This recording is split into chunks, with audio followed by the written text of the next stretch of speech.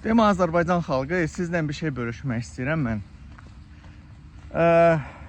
İsveçrənin artıq bir ilə yaxında İsveçrənin sürücülük vəzifəsini almağa çalışıram.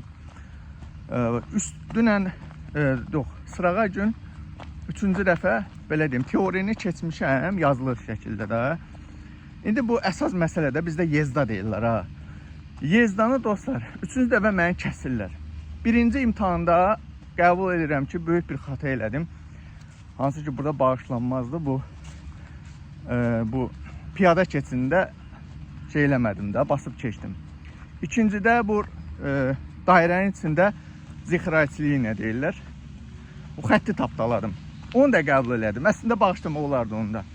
Amma üçüncüdə sırağa gün tam super şəkildə sürmüşəm. Adamlar deyir, mənə qayıtdı deyir ki, şeydir, sənin ekspert qayıdıb mənə deyir ki, sənin sürməyə mən xoşuma gəlmədi. Mən imza atanmərəm sənə prava verməyə. Bundan qabaqçı da ekspert qayıdıb deyir ki, gəldik şeyə, dedi sən keçmədin, dedim nə? Qayıdıb deyir ki, naturlıq nişbeştanın, əlbəttə deyir keçmədin. Bu və bundan öncəki şey, bu ekspertlər məndə şübhə yaratdı və üçüncü bu imtahandan sonra məndə daha çox şübhələr yarandı, bilirsiniz.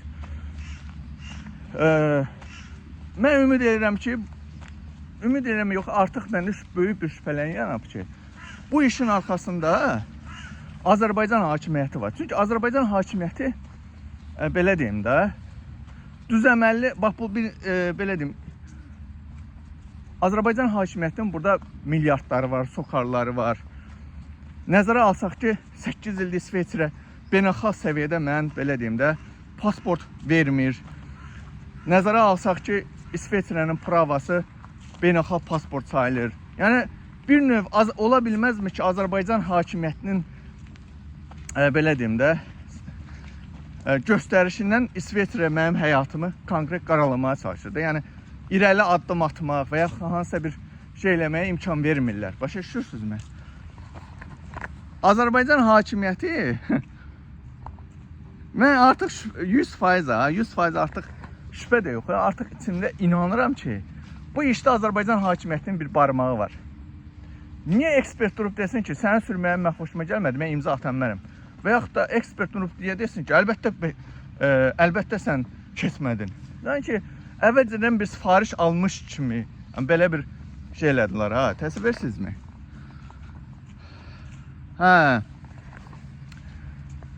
Azərbaycan hakimiyyəti.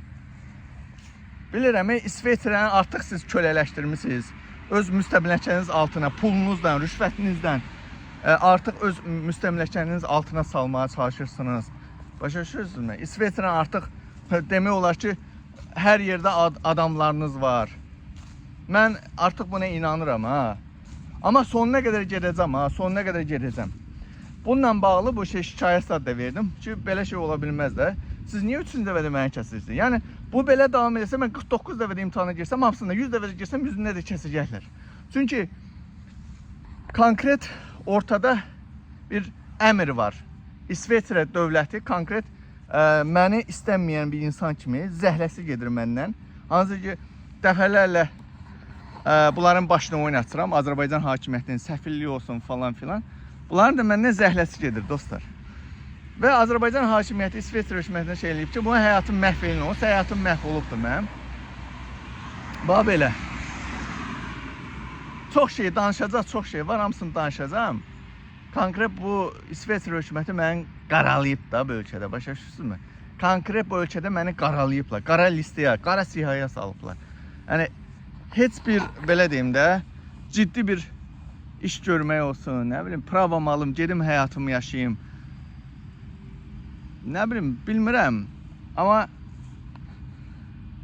100% əminəm ki, mənim bu prava imtahanından, hansı ki, yezdadan üst dəfə keçməməyim artıq bu normal bir şey deyil. Dediyim kimi, üçüncüdə dostlar, üçüncüdə heç bir səhv olmadan, ha. Mənə qayıdıb yazıb ki, bu şeydə, demək, imtahandan sonra kağız göndər ki, sən burada səhv eləmişsən. Bu dairənin içində, dairəni keçəndən sonra sağa dönmürsən,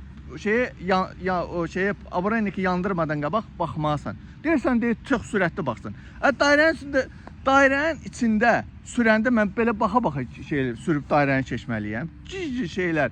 Yəni ki, sanki ekspertə əmr gəlib ki, bax, manafı kəsmək üçün hər xırda səhvi tapmalısan da.